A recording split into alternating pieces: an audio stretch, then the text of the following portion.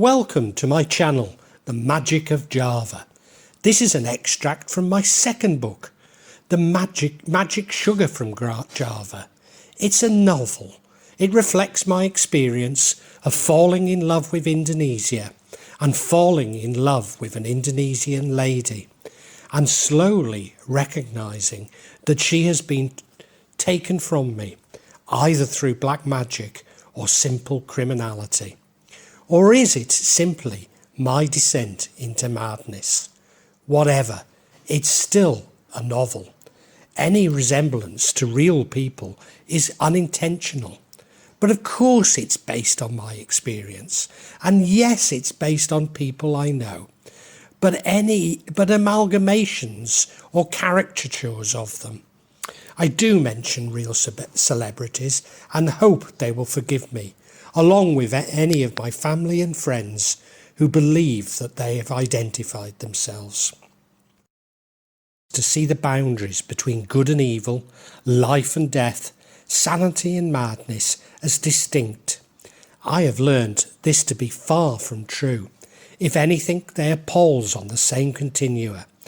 I urge the reader not to jump to conclusions based on your own experience, however expansive this may be, but to indulge me a little. For what I repeat here is, to the best of my recollection, a true account, however incredible it may seem. Do not write me off as insane, not until I've had an opportunity to provide an explanation of these events and myself, and even then, please remain charitable in your assessment of me. I mean no harm.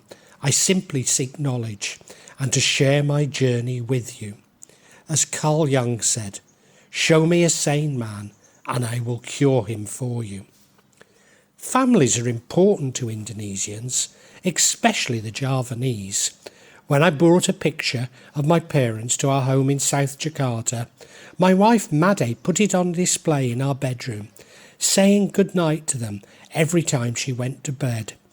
The photo was taken at their silver wedding anniversary, when we were all much younger. I remember giving an amusing speech at the anniversary, and everyone at that time believed that I had the world at my feet. It must have been just before I left the UK to work in Saudi Arabia, and then to the US to marry my first wife, Nancy. My father is now 91 and my mother 87. Their health is failing and they really need somebody to take care of them. Being an only child, they expect me to be their carer, either with or without my Indonesian family. After all, I will probably grow out of it. However, following the death of my father, I was to find that this was just my mother, and my father simply seeking an easy life by agreeing. Like Indonesians themselves, my parents cannot comprehend that our daughters Widati and Titi have much better prospects in Indonesia than in the UK. So when my parents found that it was difficult to get work in Indonesia and that we were having problems with our neighbours, they felt that I should give up on my Indonesian folly, as do most of my friends in the UK, with neither Indonesians nor Brits understanding the permanence of my situation. Maddie immediately offered to look after both my parents in our home in South Jakarta. But when I suggested this, I was told not to be so ridiculous. It probably is ridiculous, but less so than expecting me to leave my family and become their carer. Another part of my refusal to consider moving back to the UK was when that I left the UK, I was close to suicide, having made a total shambles of my life and seeking a fresh start. I have throughout my life been able to reinvent myself many times, but found that when one reaches 50, society and the labour market are less forgiving. This is the real reason for my permanence in Indonesia, as I cannot readily earn money to re-establish myself elsewhere. Having already sunk most of my savings in Indonesia, with little chance of replenishing or even liquidating him, partly because as a foreigner I cannot hold the land titles to my home. But more than this, despite Maddie's cosmopolitan image, thanks to her former French boyfriend and Svengali Bertrand, she is, in her heart, thoroughly Indonesian.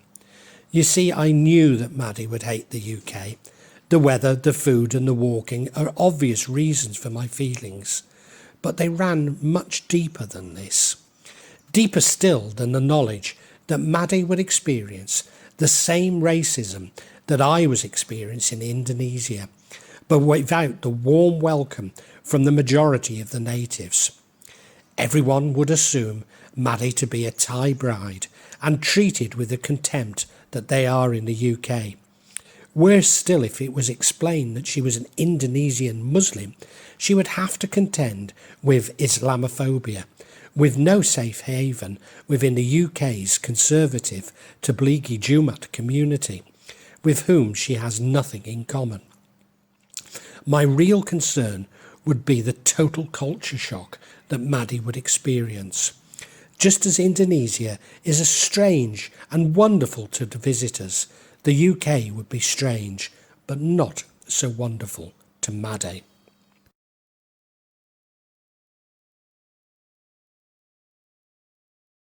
The eldest. You see, across Asia, the UK is recognised as a fountain of youth culture, with so many young people keen to pay homage. Bertrand and I had taken Maddie around Asia, but she was always grilled at immigration, who were instructed to be wary of beautiful, seemingly unattached females entering their countries. At Manila Airport, Maddie was asked if she had a boyfriend with a job in the Philippines, to which she correctly replied, no. Maddie's English is good, but not as good as most Filipinos. In any case, Maddie's English is more a European English, and she couldn't fully understand Filipinos' Americanized English, and so was unable to comprehend the need to elaborate on a no. I came to the rescue after passing through my separate immigration line. A British emigre and former boyfriend Steve had wanted to take Maddie to Perth to meet his children, but between them they made a complete mess of the visa process, and Maddie had simply given up on the idea, despite wanting to see a kangaroo. Nevertheless, Maddie was anxious to see my parents before they died, which could not be long, and at the time of our visit finally came around, I had promised to take our daughters with us, and Titi had a passport for the visit, but my lack of prospects in Indonesia made this seem foolhardy. The UK's new online visa process is even worse for Indonesians than the old system, which involved a grilling at the embassy.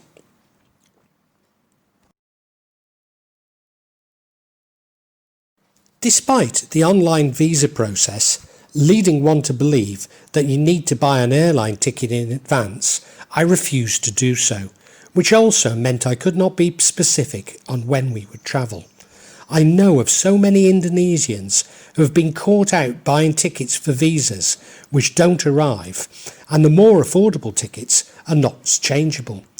By the time the visa was approved, the UAE and Saudi Arabia had embargoed Qatar, and despite having Gold Emirates and Etihad cards, I decided to fly with Qatar Airlines once more.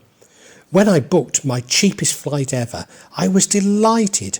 Whilst I was a little uneasy about the embargo, it would seem that it had resulted in a cheap flight. I was less happy when the bill came, and the price was for each, not the two of us. So far from booking my cheapest flight ever, it was my most expensive. Not dramatically so, but I would never have booked it had I realised. My recent years seem to have been dominated by me making costly errors on the internet. When applying for Maddie's visa, we spent the whole day and not inconsiderable money attempting to get a TB certificate. It was only when it was getting so complicated that I spotted in another section that it was only required for visits over 6 months. On leaving the UK, I had to pay the Inland Revenue over $12,000 in VAT, despite having deregistered online and being congratulated by the site that I had done so. Had I scrolled down, I would have found a further button to confirm this. Despite checking the notice a number of times, I couldn't believe how simple it was. The UK government have merely put their forms online, not considering how people actually use the internet, especially people with autism. It seems to me that the old catch of not reading the instructions should not apply to websites. After all, they're interactive media, not mercifully. Our long flight to the UK could have not been better, and Maddie was impressed with the sublime beauty of the new Doha airport. As always, the arrival at the less than sublime Manchester airport was without any problems. I queued with the non-EU visitors section with Maddie to avoid the usual misunderstandings, and it all went perfectly. My friend Patrick was nowhere to be seen, despite having said that he was pick us up. But I wasn't too concerned. Even the long walk to the station around the broken travellators wasn't too bad. Am I mistaken? But haven't the travellators been broken for years? When we got to the station, there were ticket machines where it was easy, if hugely expensive for an Indonesian, to buy tickets to the centre of Manchester. I say hugely expensive, but Jakarta is about to launch a train service to the airport, whose ticket price is only marginally less than a taxi, and more when you consider the cost of a taxi and train to get to and from your actual destination, including many central business hotels. I should temper my comments, as the ticket cost and duration of the new train service keep changing, and such inaccuracies are seized upon by Indonesians to rubbish an argument, even when they make no material difference to the point being made. Inexplicably, after the train service started to operate, it became difficult to get a metered taxi from international arrivals in Jakarta, further eroding my argument, but also illustrating how private greed conspires against public good in Indonesia, as presumably some investors' first impression is of being cheated. Then our welcome to the UK and the problems that its citizens take for granted really started. Inevitably, the ticket I had bought was not valid on our train, despite being the only one I was aware of from the ticket machine. I'd not bought a cheap ticket, simply not one accepted on Northern Rail. The guard was good-natured, and I was in the same position as around half the passengers, as he explained the next time that I was to buy a different ticket, to which I kept repeating there would be no next time.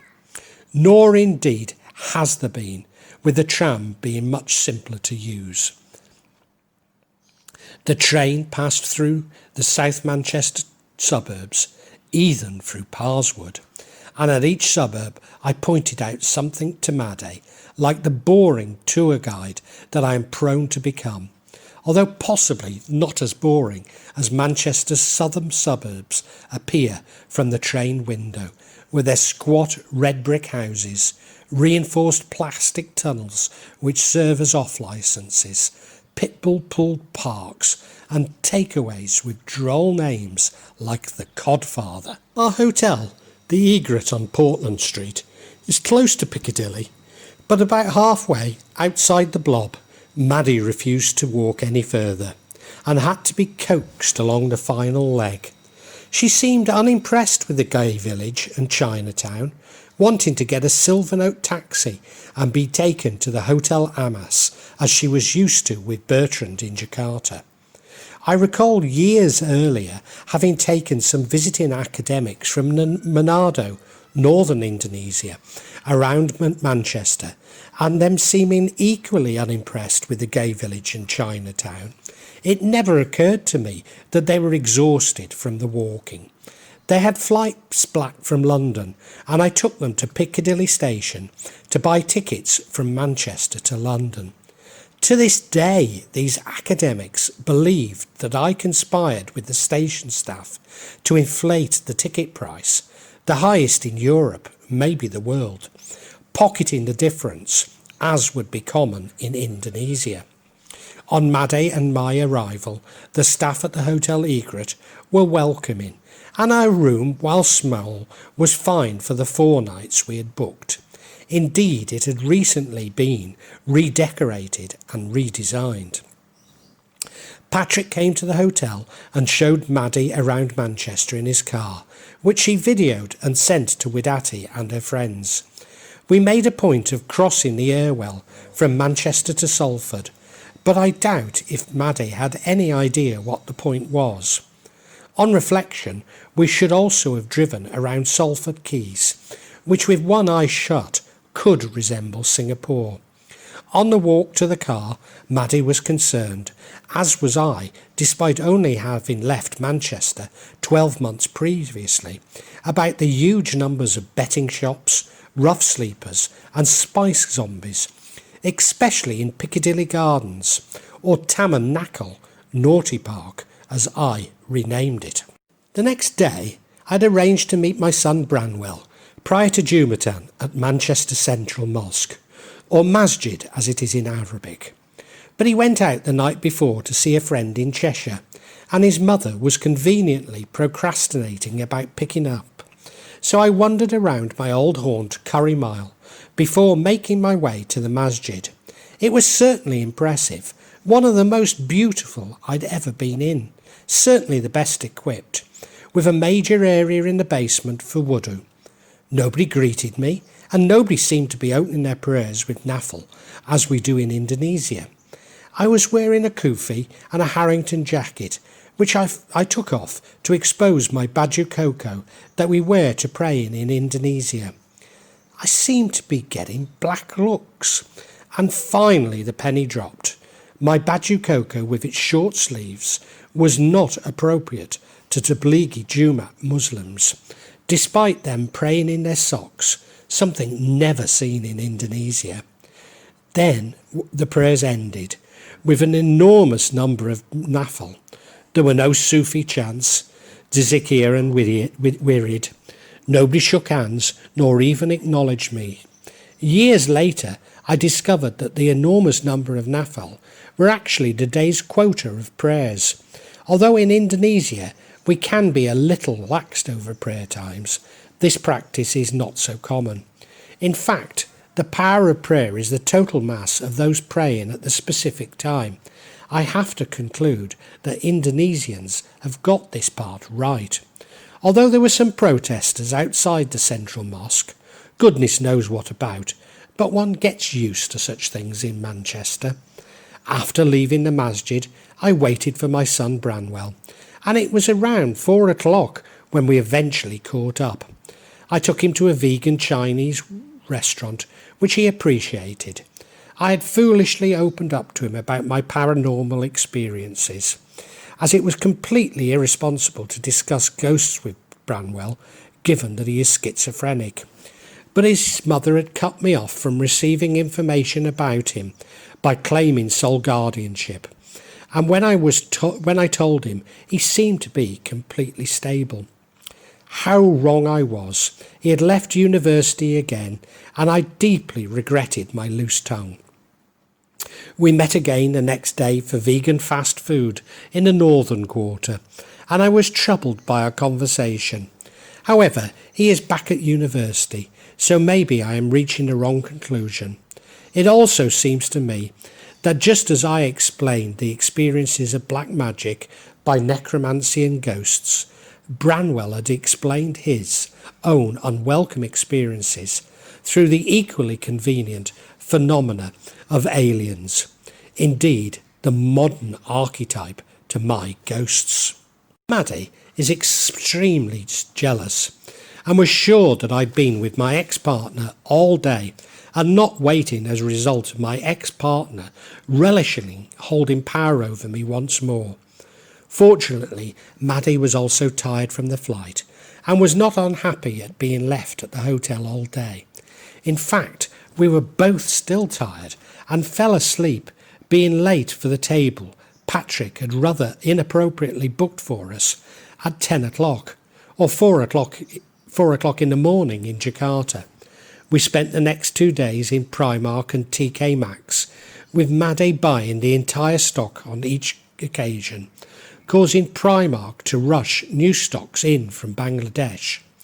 You see, Primark is as cheap as Block M, the inexpensive mall in South Jakarta, the quality comparable, but the styles around 2 years ahead of Block M. Whereas TK Maxx, stock of last season's designer brands, is every bit as up to date as the Market Pacific Place or Plaza Senayan, with prices around a sixth of what we would pay in these South Jakarta malls. This was something of an eye-opener for Maddie, who believed that everything in the UK would be prohibitively expensive, as do all Indonesians who have never visited Europe, especially outside its capitals. We had told everyone that we were going to our mountain retreat in Gunung Kidul, as we felt that black magic could not reach us in the UK, and it would therefore keep going back to our neighbours, Paerte, forcing him to stop our torment.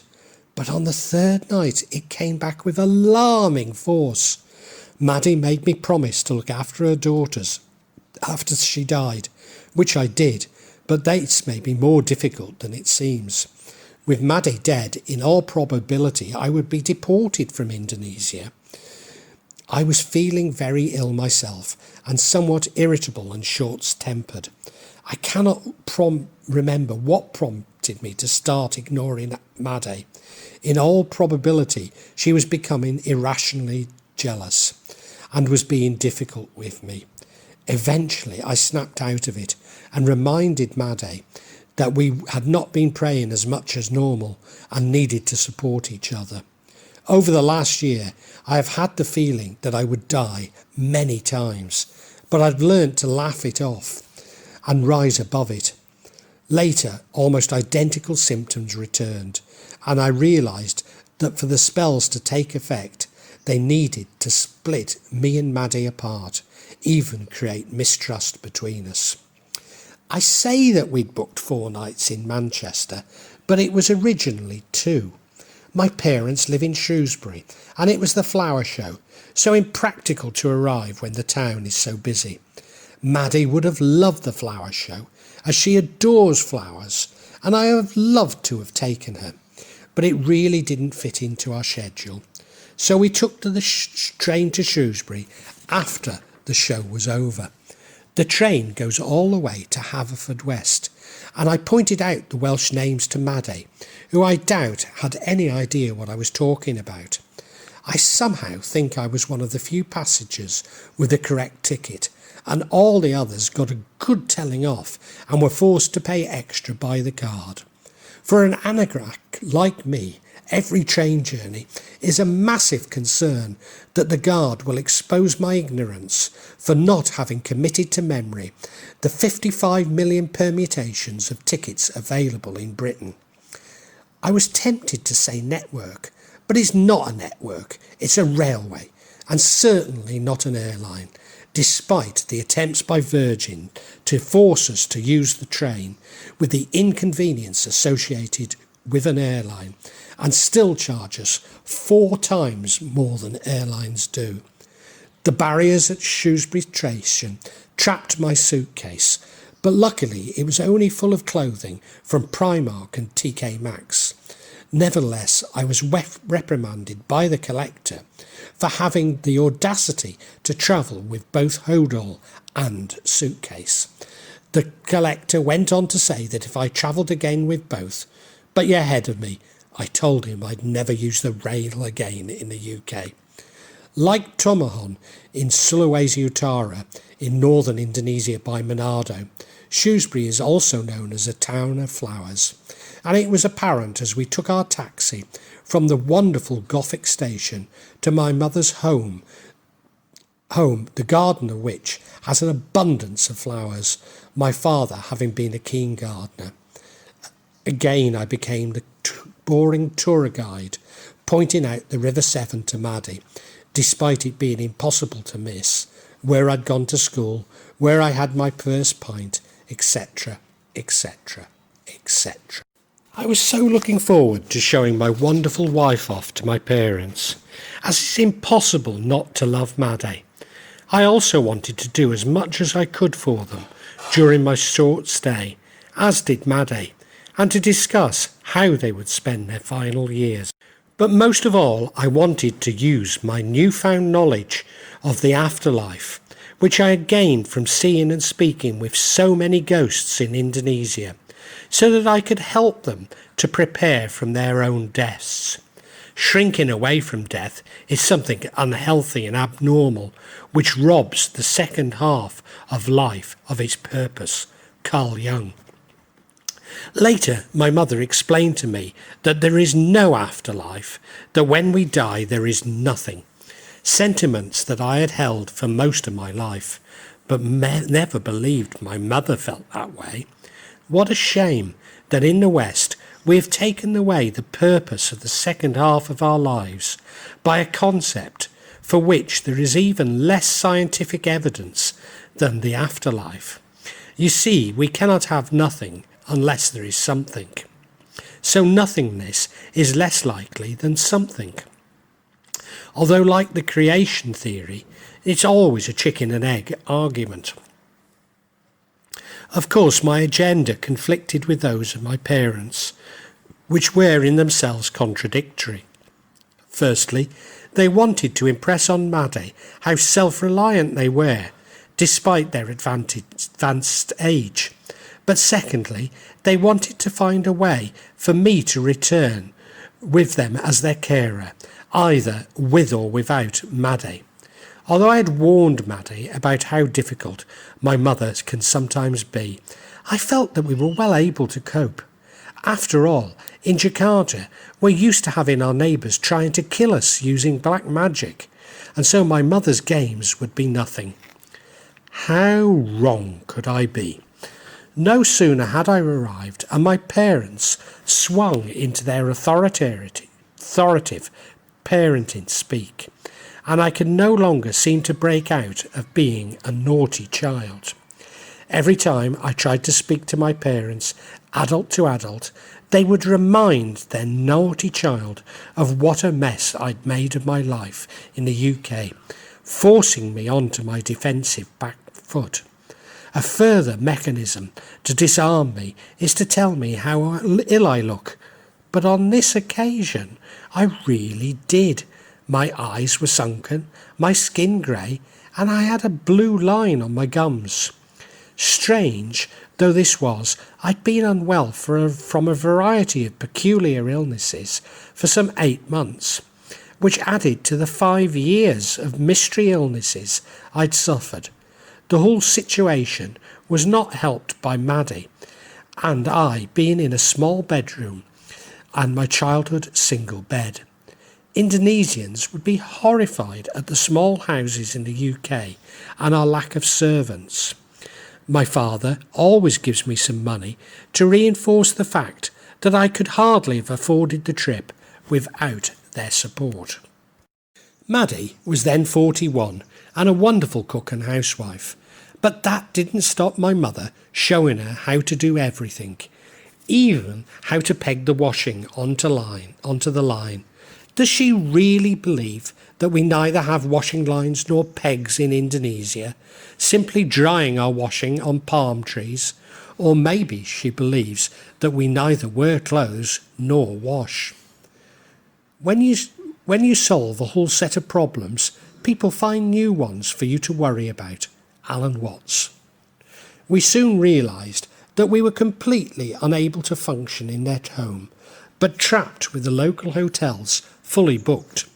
It was the weekend when Shrewsbury is inundated with people in strange bonnets, who put their fingers in their ears and hit each other with sticks. How could I possibly explain this to Maddie? I was reminded of being in Bombay with my first wife, Nancy, and an American and relative of Gus Grissom. When she saw cricket being played, she cried out, "What are all those men doing standing in that field?" After 2 days of being thwarted in her every task, Maddie gave up trying to please my mother and took herself off to the small bedroom, hardly ever leaving it. As always, my mother tried to backtrack, defending her intentions, without recognising that Maddie had seen straight through them. Westerners struggle to understand Indonesians' ability to see through people, which to the uninitiated I describe as Indonesians' ability to read your mind.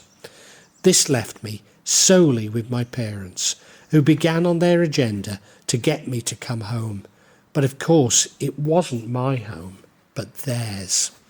Predictably, after 4 days, I erupted and packed my bags, with a tearful Maddie persuaded me that we should stay.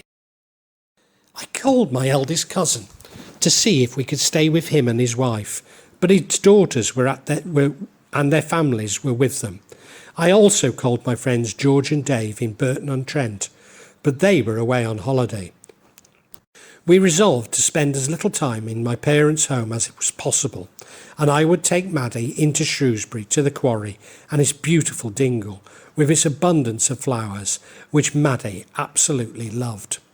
As Indonesians do, Maddie took so many selfies in the dingle, all with her looking glamorous, her rose quartz pendant from Pa Anggabaya on full display, with a backdrop of flowers. At the corner of the quarry, I placed some soil in a small seal bag, which I now keep under my bed for protection from black magic, as Maddie does from her home in Gunung Primark had just opened in Shrewsbury, and Maddie bought its entire opening stock, completely filling our small bedroom. We ate a few times in the town, but inexplicably all the Bengali restaurants only open at night. So we had a Thai meal which was far too sweet, and while the Thai cooks gawked at Maddie, speculating about which region of Thailand she was from. You see, Indonesians are not very keen on Chinese and other Asian food, but absolutely love Indian food. Thai food is normally fine, but not the sweetened version one often finds in the UK. Despite saying this, one of the best meals we had in the UK was Szechuan dumplings in Shrewsbury Market. As we left the Thai restaurant on Mardle, Maddie received some not completely unwelcome attention from the Spotland Stallions, as Rochdale were playing Shrewsbury Town that day. Many years previously, my life changed at the Old Empire Cinema on Mardle, when I first heard a theme from Shaft playing as a trailer for the film. It was completely breathtaking, marking my generation from the previous and the preceding.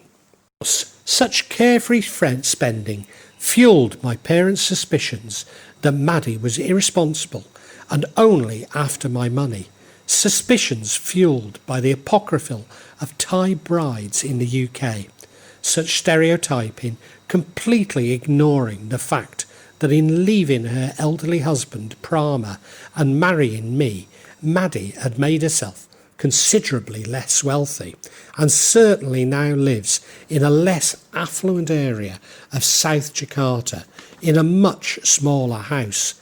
Yes, she can be somewhat lavish with her shopping, both for herself and others, but she is hardly the stereotypical gold digger, and is in general a kind, loving, considerate wife whom I can depend on. In fact, Maddie is the kindest, most loving person I have ever met. She wishes harm to no one and tries her best to make everyone happy. I took Maddie out to the local pub for the Friday curry night, but at 7:30 I was informed that they were no longer serving food. We stayed for a few drinks, with all the men trying to make eyes at my Thai wife, and then we picked up a takeaway. The local chippy has really been a Bengali kebab shop for years, but is now owned by Sikhs who were very friendly towards us. The kebabs were Midland donners rather than the wonderful Mancunian kebadas I crave, but I had even missed a greasy donut and chips, having been outside the UK for so long. Of course, always eating out meant that much of the food we had bought was going off and had to be thrown out. Even I struggle in my parents' home to cook. They have so few ingredients on hand to actually make anything. So no olive oil, garlic, chilies, and sometimes no onions. Again, this extravagance was picked up on by my parents. Brought up with wartime austerity as evidence of Maddie's lack of financial discipline, and even that she was not the wonderful cook as I had told them. Eventually my father told me that Maddie was only interested in me for my money and would leave me once it ran out. Oh no, even my father is falling for the stereotypes. So there we were, trapped in our home, completely unable to put a foot right, something that has happened to me so many times before. But now I am almost 60, I felt sure it would have ended.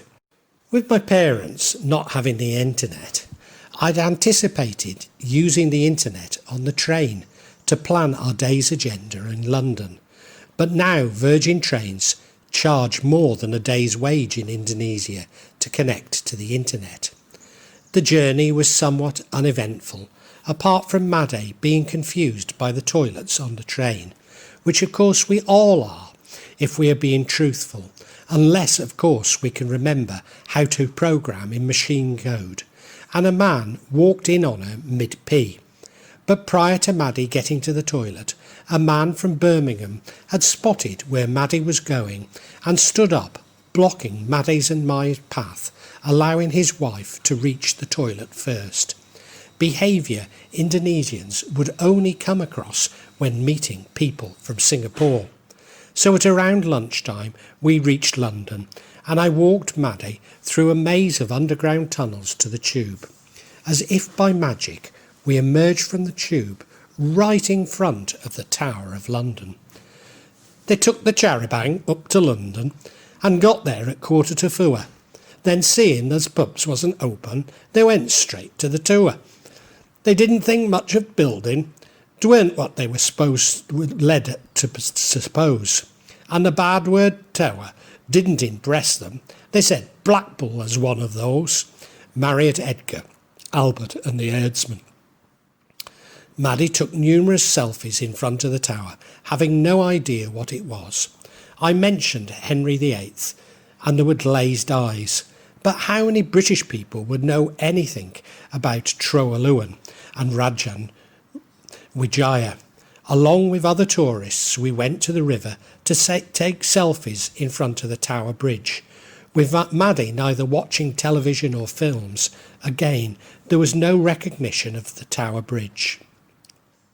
In fact, I had to persuade Maddie not to buy one of those narcissistic sticks for taking selfies, so popular with Chinese tourists, and a suggestion by Widati.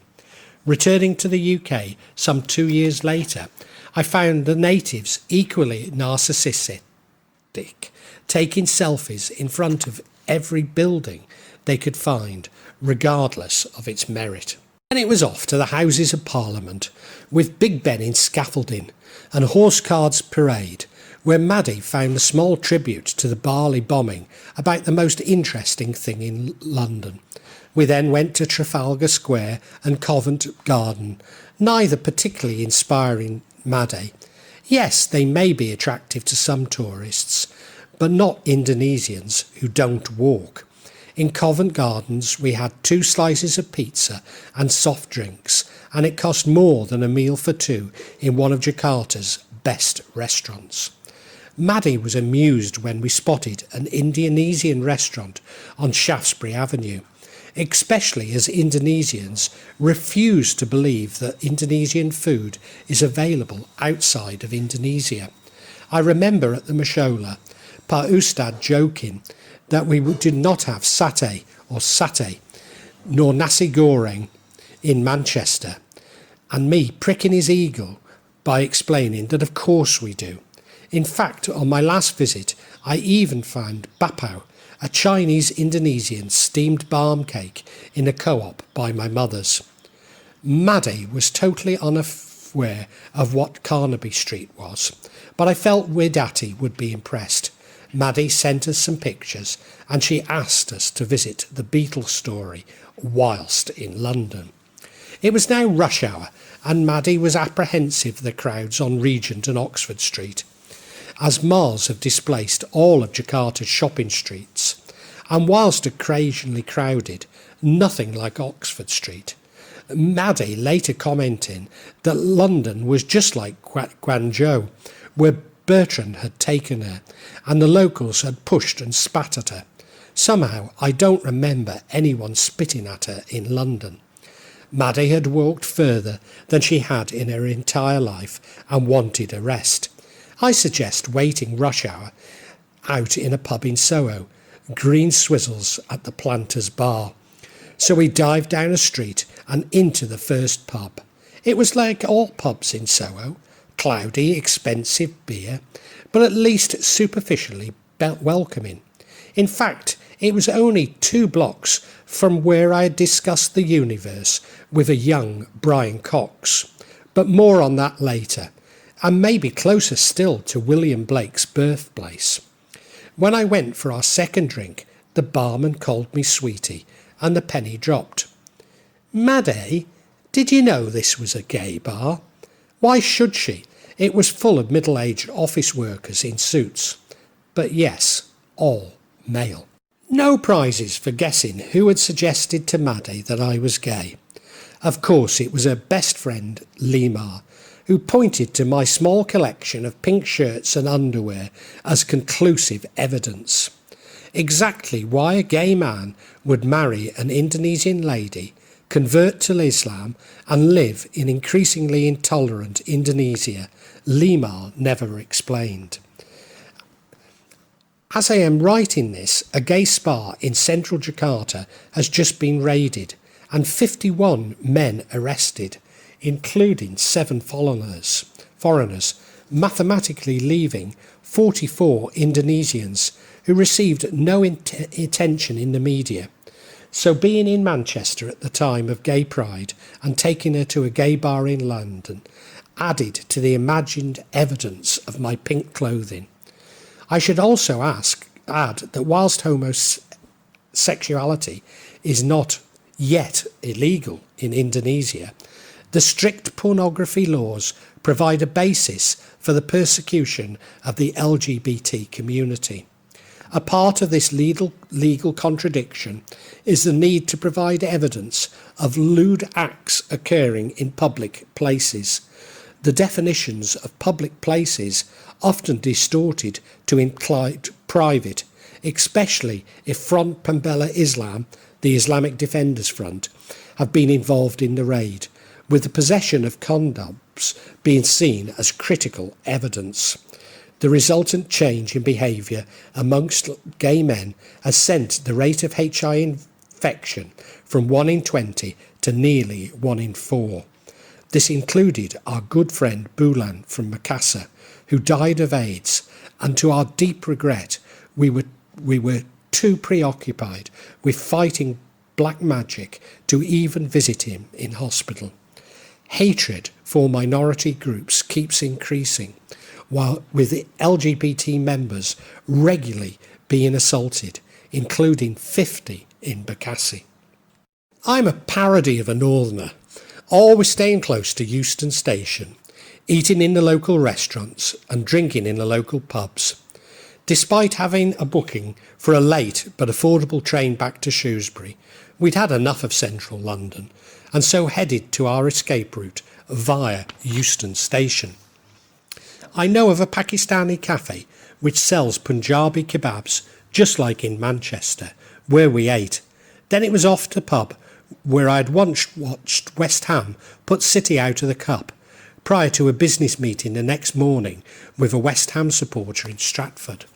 The pub was busier than I remembered it, and there was only seating outside, but when it started to rain there was no cover, so we spent the evening standing inside and looking out for seats after our exhausting day in Guangzhou.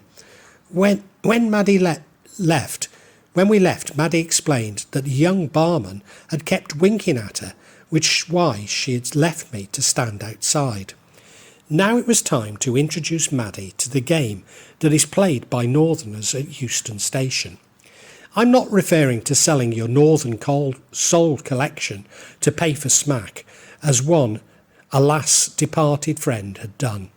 Whilst doing this, he bumped into someone he once shared a flat with. "So what are you doing now, Johnny?" "Oh, I'm the guitarist with the Smiths." "Yeah, well, do you want to buy any 45s? All from the Mecca." No, this game is a little more mundane, where you wait on the station's concourse with only the 1960s Solari departure boards to look at, until your train is finally ready and you run to a seat, if you are very lucky. Of course, that's not before hundreds of people are refused onto the platform for daring to have a ticket for a different train. Even though our tickets and seats were pre-booked, we still joined in the Euston run. The train dropped us off at a deserted Wolverhampton station, bringing back memories of Pep's nights at the Lafayette and many nights spent at the station stranded. The Lafayette had glitter pictures of rock stars on the walls, and I recall looking at one of Robert Plant, I think it was when Dex's Midnight Runners played, to find a real Robert standing next to me. We were unable to leave the station to show Maddie the mural of Noddy Holder, nor would she have had any idea who he was. In any case, it wasn't in glitter. I wonder if Noddy ever visited Jakarta in his official capacity as cultural ambassador for the Black Country, or even to promote the area's award-winning greenhouse holiday lets with thousands of locations between Walsall and Wolverhampton. Mercifully, Arriva Trains Wales have taken pity on travellers west of Wolverhampton and now operate late-night trains, and we got back to Shrewsbury as tired as after our flight from Jakarta. But being Shrewsbury and not Manchester, it didn't cost quite as much. Eventually, my cousin and his wife came to our rescue, taking Maddie to see Ludlow, Knighton and Bishop's Castle.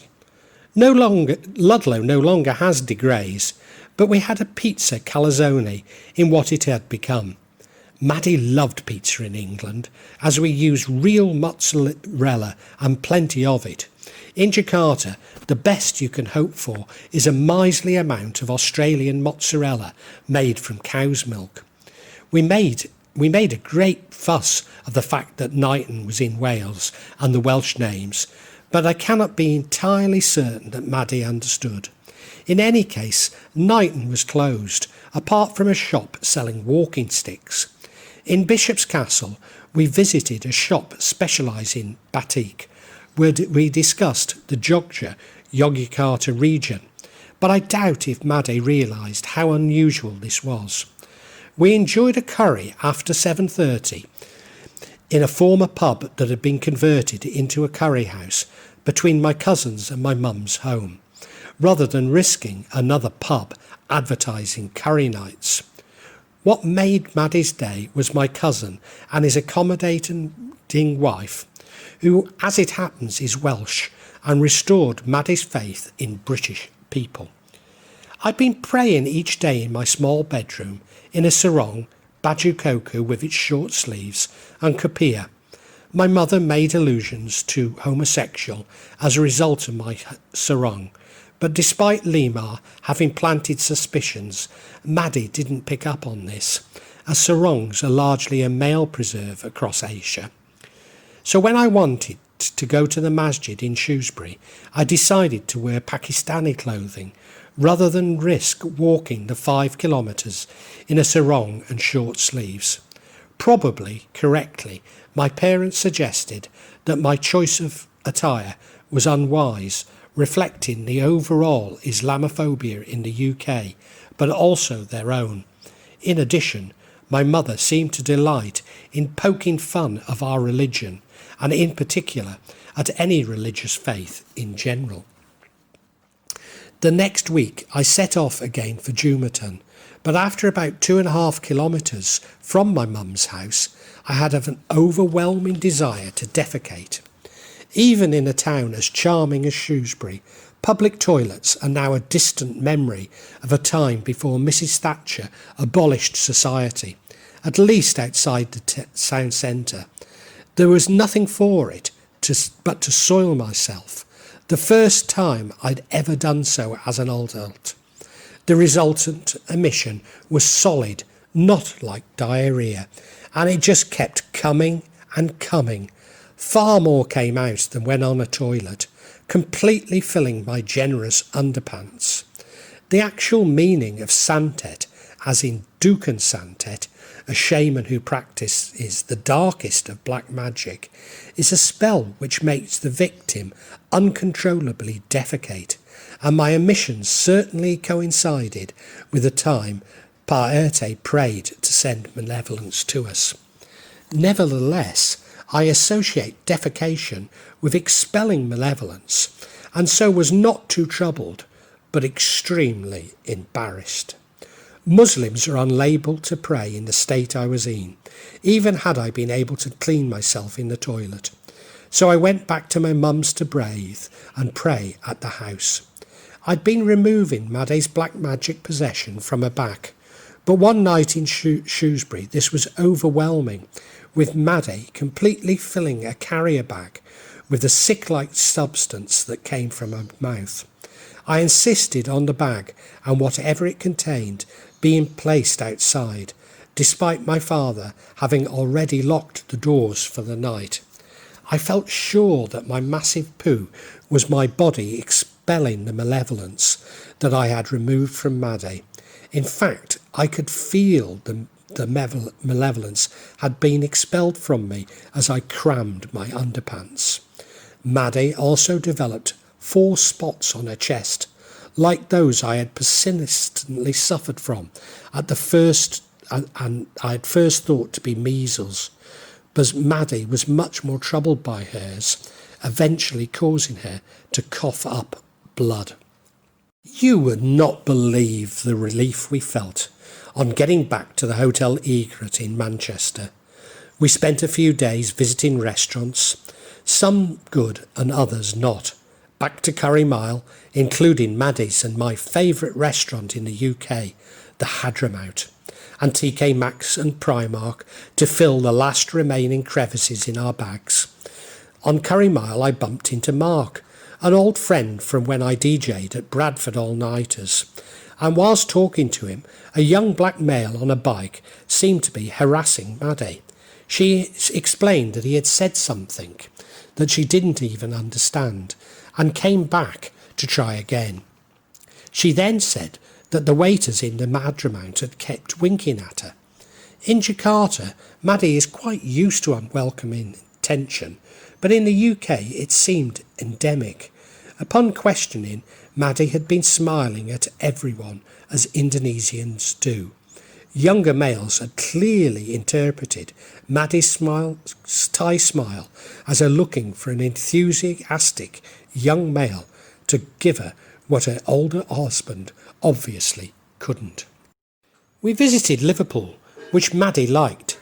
After all, parts are like London, but without the pushing or spitting, nor indeed wealth. On the train, a lady shouted at me for not closing the toilet door, which was broken, so she wanted me to run into it, push the close button, and run out before the doors closed. Completely inexplicable behaviour in Indonesia. We had a Beatles vegetarian breakfast, full English being haram assault course for us Muslims, close to where the cavern used to be, and not where the tourists were queuing, which I spotted was opposite Eric's nightclub. somewhere I used to go to occasionally before Wigan Casino. Liverpool is the pool of life. It makes to live. Carl Young. We also had a Beatles coffee before going to the Beatles story, as Wiedati had insisted we visit in London. The cost of entry for 2 people to the Beatles story and a programme to take back to Wiedati was about the same as a week's holiday in Bali, including a visit to the Cavern Bar in Sunor. A little over the top, considering I don't like the Beatles and Maddie has no idea who they are. Although my cousin, who took us out, used to be a regular at the Cavern, would have explained. Then there was a long since discarded toilet rolls I had fashioned into the Fab Four. I am, however, more impressed that my cousin visited the Twisted Wheel on Brasenose Street a few times. In fact, I should have taken Maddie to Central Drive in Blackpool, as it would have meant as much to her and considerably more to me. Or cheaper still, a day out on Whitworth Street, and got 3 for the price of 1. After half a day, finding out about 2 old men and 2 now dead, we'd had enough and walked back to Lime Street Station, humming Love Me Do. Another friend took us out on our last night and took us to the airport. This friend was meant to buy my ex-office /flat, but it fell through. He claimed that my solicitor, my departed friend Jeff's stepmother, had purposely been holding up the sale, which he obviously denied. I had put my flat back in the hands of an agent, who asked me to get somebody to countersign the anti-money laundering form. As I was about to leave my mum's, I got the notice that my friend Kipper's lowly status as a shop assistant in Marks and Spencer's was not enough to vouch for me, and could I get somebody in authority to sign instead? To those of you who know Kipper, you will realise that it would be hard to find a more honest British citizen, perfect for verifying my status. But I had no internet, no printer, and am no longer in regular contact with such people, and no car to visit them anyway. Goodness knows how I will get my next passport, as I only regularly see a blind architect from the UK. So I forwarded my request to my solicitor, who didn't realise it needed acting on. The upshot being another 6 weeks delay in my flat going on the market, some 12 months after I thought I had sold it. In fact, I had been plagued by anti-money laundering regulations for many years, resulting in many major inconvenience and financial losses. The flight itself was over 2 hours delayed on the tarmac, resulting in everybody missing their connections, but only a large man from Yorkshire kicked off. She's got a ticket to ride, but she don't care. I prayed in the Mashola. We had an expensive snack and then on to Jakarta, but without mention of an upgrade. Given the time difference, the journey being spread over 3 days, a disastrous end to a disastrous trip, costing more than a year's salary in Indonesia. Well, that concludes this chapter from the Magic Sugar of Java. I do hope you liked it. I'm going to attempt to add another chapter every week. In order for you to be notified about it, please subscribe and hit the bell. In fact, I need subscribers and listeners to reach monetisation. And I do want feedback, but I also want to stay true to my experiences. I really want to keep things real. So therefore, I don't want to alter the format too much. But above all, thank you for listening. Thank you so much.